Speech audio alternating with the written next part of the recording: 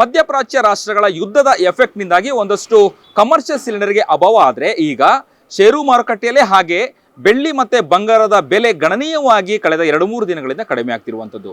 ಈ ಬಗ್ಗೆ ಮಾತನಾಡಲಿಕ್ಕೆ ನಮ್ಮೊಂದಿಗೆ ಷೇರು ಮಾರ್ಕೆಟಲ್ಲಿ ಹೂಡಿಕೆ ಮಾಡಿರುವಂತಹ ಗ್ರಾಹಕರು ನಮ್ಮೊಂದಿಗಿದ್ದಾರೆ. ಎಸ್ ವಿನಾಯಕ್ ಅವರು ನಾವು ಮಾತನಾಡಿಸ್ತಾ ಹೋಗೋಣ. ಸರ್, ಈಗಾಗಲೇ ಕಳೆದ 2-3 ದಿನಗಳಿಂದ ಬೆಳ್ಳಿ ಮತ್ತೆ ಬಂಗಾರದ ರೇಟ್ ಕಡಿಮೆ ಆಗಿರುವಂಥದ್ದು ಮತ್ತೆ ಷೇರು ಮಾರುಕಟ್ಟೆಯಲ್ಲಿ ಹೂಡಿಕೆ ಮಾಡಿರುವಂತಹ ಸಂಖ್ಯೆನೂ ಕೂಡ ಹೆಚ್ಚಿದೆ. ಸದ್ಯದ ಪರಿಸ್ಥಿತಿ ಹೇಗಿದೆ ಷೇರು ಮಾರುಕಟ್ಟೆ ಮತ್ತೆ ಬೆಳ್ಳಿ ಮತ್ತೆ ಬಂಗಾರದ ಬೆಲೆ ಬಗ್ಗೆ ಹೇಳೋದಾದ್ರೆ? ಸರ್, ಷೇರು ಮಾರುಕಟ್ಟೆ ಬಗ್ಗೆ ಹೇಳಬಹುದಾದರೆ ಗೋಲ್ಡ್ ಸಿಲ್ವರಿಗೆ ಹೂಡಿಕೆ ಮಾಡಿದರೆ ಏನೂ ಲಾಸ್ ಏನಿಲ್ಲ. ಯಾಕಂತಂದರೆ ಈಗ ಸ್ವಲ್ಪ ಬ್ರೇಕ್ ಆಗಿದೆ. 20 ಡೇಸಿಂದ ಗೋಲ್ಡ್ ಸಿಲ್ವರ್ ಎರಡೂ ಬ್ರೇಕ್ ಆಗಿದೆ. 1.80ಕ್ಕೆ ಹೋಗಿರೋದು ಇವತ್ತು 1.38 ನಡೀತಾ ಇದೆ ಗೋಲ್ಡು. ಇನ್ನೂ ಬ್ರೇಕ್ ಆಗೋ ಚಾನ್ಸಸ್ ಇದೆ. ಸೊ ಅದರಿಂದ ಗೋಲ್ಡ್ ಸಿಲ್ವರ್ ಮೇಲೆ ನಾವು ಇನ್ವೆಸ್ಟ್ ಮಾಡಿದರೆ ಲಾಸ್ ಏನಿಲ್ಲ ಸರ್. ಏನು ಇದಕ್ಕೆ ಎಫೆಕ್ಟ್ ಏನಾಗಿರ್ಬೋದು, ಯಾವ ಕಾರಣ ಅಂತೇಳಿ ಹೇಳ್ಬೋದು ಅಂತ? ಸರ್, ಇದಕ್ಕೆ ಕಾರಣ ಅಂತಂದರೆ ಇದು ವಾರ್ ನಡೆದ ಮೇಲೇ ಇದು ಈ ಥರ ಆಗಿದೆ. ಬಟ್ ಇದಕ್ಕೆ ಎಫೆಕ್ಟ್ ವಾರೇ ಸರ್.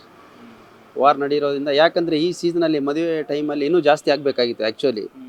ಸೊ ಮಾರ್ಚ್ ಏಪ್ರಿಲಲ್ಲಿ ಗೋಲ್ಡ್ ಸಿಲ್ವರ್ ಎಲ್ಲ ಜಾಸ್ತಿ ಆಗಬೇಕಾಗಿರೋದು ಬ್ರೇಕ್ ಆಗಿದೆ ಅಂತಂದರೆ ವಾರೇ ಎಫೆಕ್ಟ್ ಸರ್ ಇದಕ್ಕೆ. ಸೊ ಅದರಿಂದ ಬ್ರೇಕ್ ಆಗ್ತಾ ಇದೆ. ಇನ್ನೂ ಬ್ರೇಕ್ ಆಗೋ ಚಾನ್ಸಸ್ ಇದೆ. ಓಕೆ, ನೀವು ಷೇರು ಮಾರುಕಟ್ಟೆಯಲ್ಲಿ ನೀವು ಹೂಡಿಕೆ ಮಾಡಿದ್ರಿ, ಪ್ರಾಫಿಟ್ ಏನಾದ್ರು ನೋಡಿದ್ರಾ ಅಥವಾ ಹೇಗಿದೆ ಸದ್ಯದ ಪರಿಸ್ಥಿತಿ ಹೇಗಿದೆ ಅದ್ರ ಬಗ್ಗೆ ಹೇಳೋದಾದ್ರೆ? ಹೌದು ಸರ್, ಪ್ರಾಫಿಟ್ ಇದೆ. ಗೋಲ್ಡ್ ಸಿಲ್ವರ್ ಮೇಲೆ ಇನ್ವೆಸ್ಟ್ ಮಾಡಿದರೆ ಪ್ರಾಫಿಟ್ ಇದೆ. ಬಟ್ ಅಂಥ ಒಂದು ದೊಡ್ಡ ಪ್ರಮಾಣದಲ್ಲಿ ನಾವು ಮಾಡಲ್ಲ. ನಮಗೆ ಎಷ್ಟು ಬೇಕು ಅಷ್ಟು ಮಾಡಿಕೊಂಡು ನಾವು ಇದು ಮಾಡ್ತೀವಿ ಅಷ್ಟೇ. ಬಿಟ್ಟರೆ ಅಂಥ ದೊಡ್ಡ ಪ್ರಮಾಣದಲ್ಲಿ ಏನಿಲ್ಲ. ಡೌನ್ ಆಗ್ತಾ ಇದೆ. ಈಗ 20 ಡೇಸಿಂದ 180 ಇದ್ದಿದ್ದು 140ಗೆ ಬಂದಿದೆ. 40,000 ಬ್ರೇಕ್ ಆಗಿದೆ ಅಂತಂದರೆ ಇನ್ನೊಂದು ಸ್ವಲ್ಪ ಬ್ರೇಕ್ ಆಗುತ್ತೆ. ಓಕೆ, ಹಾಗಾದ್ರೆ ಇದು ಪ್ರಾಫಿಟ್ ಎಷ್ಟು ದಿನ ಮುಂದುವರಿಬಹುದು ಅನ್ನುವಂಥದ್ದು? ಈಗಾಗಲೇ ಕಳೆದ 22-23 ದಿನದಿಂದ ಯುದ್ಧ ನಡೀತಾ ಇರುವಂಥದ್ದು. ಪ್ರಾಫಿಟ್ ಮುಂದುವರಿಯುತ್ತಾ ಅಥವಾ ಲಾಸ್ ಆಗುವಂತಹ ಚಾನ್ಸಸ್ ಇದೆಯಾ? ಅದನ್ನು ಹೇಗೆ ಅನಲೈಸ್ ಮಾಡ್ತೀರಿ? ಅಂದರೆ ಷೇರು ಮಾರುಕಟ್ಟೆಗೆ ಏನು ಲಾಸ್ ಆಗಲ್ಲ ಸರ್. ಅದನ್ನ ನೋಡಿಬಿಟ್ಟು ಅನಲೈಸ್ ಮಾಡಬೇಕು. ಅದ್ರ ಬಗ್ಗೆ ಐಡಿಯಾ ಇದ್ದವರು. ಸೊ ಇವತ್ತು ಬ್ರೇಕ್ ಆಗುತ್ತೆ ಅಂತಂದರೆ ಡಿಮ್ಯಾಂಡ್ ನೋಡಿ ನಾವು ಇದು ಮಾಡ್ತೀವಿ. ಇವತ್ತು 86 ಬಂದಿತ್ತು ನಿಫ್ಟಿ ಇವತ್ತು 86 ಬಂದಿತ್ತು.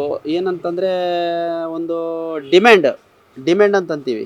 ಡಿಮ್ಯಾಂಡ್ 50 ಮೇಲೆ ಬಂತಂದರೆ ಮಾರ್ಕೆಟು ಪ್ರೊಸೆಸ್ ಆಗುತ್ತೆ. ಕೆಳಕ್ಕೆ ಮೇಲೆ ಹೋಗ್ತಾನೆ ಇರುತ್ತೆ. ಮೇಲೆ ಹೋದಾಗ ಟ್ರೇಡ್ ಮಾಡ್ತೀವಿ, ಕೆಳಗೆ ಬಂದಾಗ ನಾವು ಬೈ ಮಾಡ್ಕೊಳ್ತೀವಿ. ಸೊ ಆ ಥರ ಅಪ್ ಆದಾಗ ನಾವು ಬೈ ಮಾಡ್ಕೊತೀವಿ, ಡೌನ್ ಆದಾಗ ಸೆಲ್ ಮಾಡ್ಕೊತೀವಿ. ಲಾಸಿಗೆ ಹೋಗಕ್ಕೆ ಬಿಡಲ್ಲ. ಸೊ ಆದ್ದರಿಂದ ಈಗ ಗೋಲ್ಡ್ ಸಿಲ್ವರ್ ಡೌನ್ ಆಗ್ತಾ ಇರೋದ್ರಿಂದ ನಮಗೆ ಪ್ರಾಫಿಟೇ. ಅದು ಶೇರ್ ಮಾರ್ಕೆಟ್ ಅವರಿಗೆ ಪ್ರಾಫಿಟೇ. ಹಾಗಾದ್ರೆ ಷೇರು ಮಾರುಕಟ್ಟೆಯಲ್ಲಿ ಹೂಡಿಕೆ ಮಾಡಿರೋರು ಹಾಗಾದ್ರೆ ಸೇಫ್ ಝೋನಲ್ಲಿ ಇದ್ದಾರೆ ಅಂತ ಹೇಳ್ತೀರಿ? ಸೇಫ್ ಝೋನಲ್ಲಿ ಇದ್ದಾರೆ ಸರ್.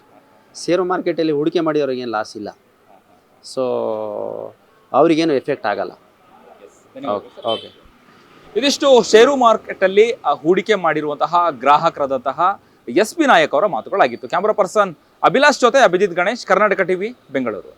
ನೀವು ಸಣ್ಣ ಆಗ್ಬೇಕಲ್ವಾ? ಅದು ಒಂದು ಉತ್ತಮ ಆಹಾರದಿಂದ ಸಣ್ಣ ಆಗ್ಬೇಕಲ್ವಾ? ಪ್ರತಿದಿನ ನಮ್ಮ ಜೀನಿ ಸ್ಲಿಮ್ ನ ಯೂಸ್ ಮಾಡಿ ಯಾವುದೇ ಸೈಡ್ ಎಫೆಕ್ಟ್ ಇಲ್ದಂಗೆ ನೀವು ಸಣ್ಣ ಆಗ್ತೀರಾ.